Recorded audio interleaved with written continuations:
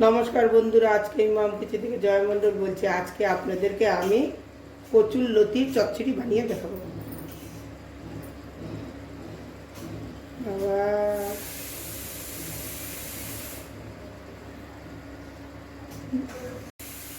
কড়াই গরম হয়ে গেছে, এখন আমি তেল দিয়ে দেব।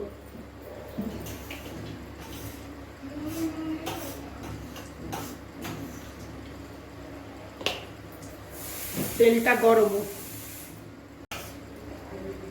তেল গরম হয়ে গেছে, এখন আমি তেজপাতা সম্বাদ দিব, কালো জিরা সম্বাদ। তেল গরম হয়ে গেছে, এখন আমি এর মধ্যে তেজপাতা কালো জিরা দেওয়া হয়ে গেছে, এখন আমি এর মধ্যে কাঁচা লঙ্কা দিয়ে দেবো সম্বাদ।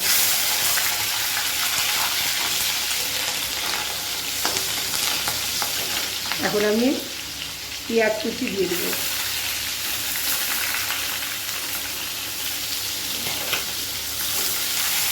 পেঁয়াজটা একটু ভাজা ভাজা করে দেবো।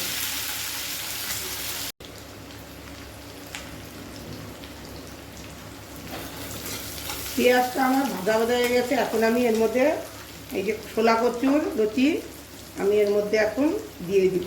সিদ্ধ করে নিব না, কচুর লতিগুলা গলা চুলকায় না। এখন আমি এটা দিয়ে দিব লতিগুলো।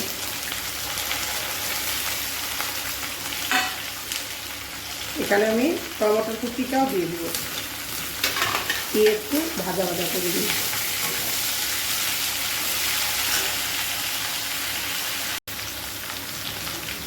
এখন আমি টেস্ট অনুযায়ী লবণ দিয়ে দিই, ছোটো চামচের এক চামচ।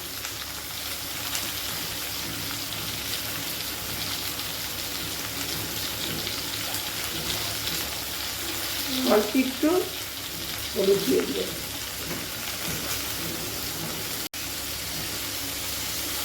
এখন আমি অল্প একটু ভাজা ভাজা করে নেব কচুর লতি সব।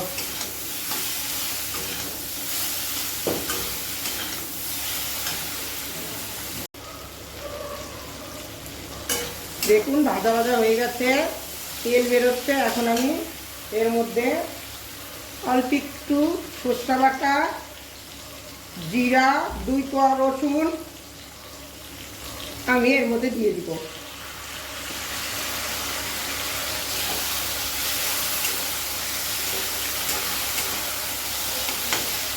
একটুখানি ভাজা ভাজা করে দিব।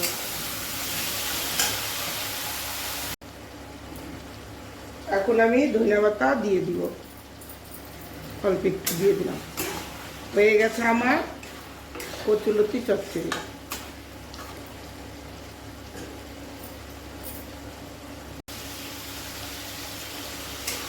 এখন আমি গ্যাস বন্ধ করে দিলাম। হয়ে গেছে আমার কচুর লতি চচ্চড়ি। দেখুন কি সুন্দর গলেও গেছে, আবার নরমও হয় নাই, একদম সুন্দর। আমার ভিডিওটা পছন্দ হইলে লাইক, শেয়ার, সাবস্ক্রাইব করুন।